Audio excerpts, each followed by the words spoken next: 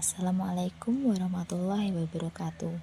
Perkenalkan, saya Clara Siva Andrea, mahasiswa dari Universitas Terbuka Prodi Sastra Inggris. Pada kesempatan ini, izinkan saya akan memaparkan materi berjudul Mempertahankan Bahasa Indonesia di Era Globalisasi. Bahasa Indonesia adalah bahasa persatuan yang telah mengikat bangsa ini sejak Ikrar Sumpah Pemuda pada 28 Oktober 1928. Sejak saat itu, bahasa Indonesia bukan hanya alat komunikasi, tetapi juga simbol identitas nasional dan kekuatan pemersatu ratusan suku dan ribuan pulau di negeri ini. Namun, di era globalisasi yang penuh arus budaya dan teknologi asing, posisi bahasa Indonesia menghadapi berbagai tantangan. Disinilah pentingnya kita menyadari peran besar bahasa Indonesia dalam membangun peradaban bangsa, sekaligus menjaganya agar tetap kokoh dan relevan. Mengapa bahasa Indonesia perlu dipertahankan? Bahasa Indonesia perlu kita pertahankan karena memiliki fungsi strategis bagi bangsa. Pertama, bahasa Indonesia adalah identitas nasional yang menandai siapa kita sebagai bangsa. Kedua, bahasa ini menjadi alat pemersatu yang menyatukan keberagaman budaya dan bahasa daerah. Ketiga, bahasa Indonesia berfungsi mendukung perkembangan ilmu pengetahuan, sebagaimana disebut dalam fungsi heuristik dan referensial bahasa. Keempat, di tingkat global, bahasa Indonesia semakin dikenal oleh masyarakat internasional. Banyak mahasiswa dan peneliti asing datang ke Indonesia untuk mempelajari bahasa, budaya, dan kajian keilmuan melalui program-program seperti BIPA. Contoh konkret yang memperkuat posisi bahasa Indonesia adalah penggunaan bahasa Indonesia dalam forum internasional seperti IGS.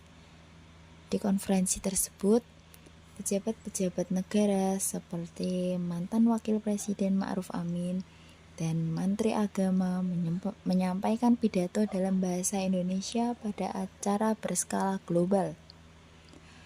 Hal ini menunjukkan bahwa bahasa Indonesia layak menjadi bahasa ilmiah dan bahasa dunia. Lalu, kendala apa saja yang dihadapi? Upaya mempertahankan bahasa tidak selalu mudah. Di era digital, penggunaan bahasa gaul, singkatan, dan campuran dengan bahasa asing tanpa aturan sering membuat generasi muda mengabaikan kaidah bahasa Indonesia yang baik dan benar. Dominasi konten berbahasa asing di media sosial juga mengurangi kebanggaan sebagian anak muda terhadap diri sendiri. Selain itu, sikap masyarakat yang kerap merasa bahwa bahasa asing lebih prestisius dapat melemahkan eksistensi bahasa Indonesia dalam kehidupan sehari-hari.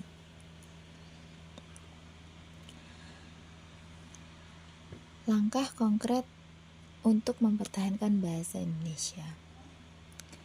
Agar bahasa Indonesia tetap kokoh di era globalisasi ini, diperlukan langkah nyata dari berbagai pihak. Yang pertama, dari generasi muda.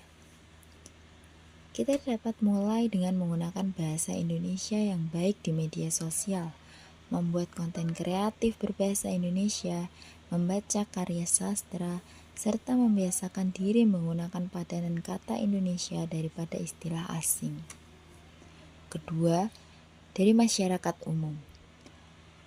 Masyarakat perlu menjadikan bahasa Indonesia sebagai bahasa utama di lingkungan kerja, pendidikan, dan ruang publik sesuai dengan aturan yang telah ditetapkan pemerintah.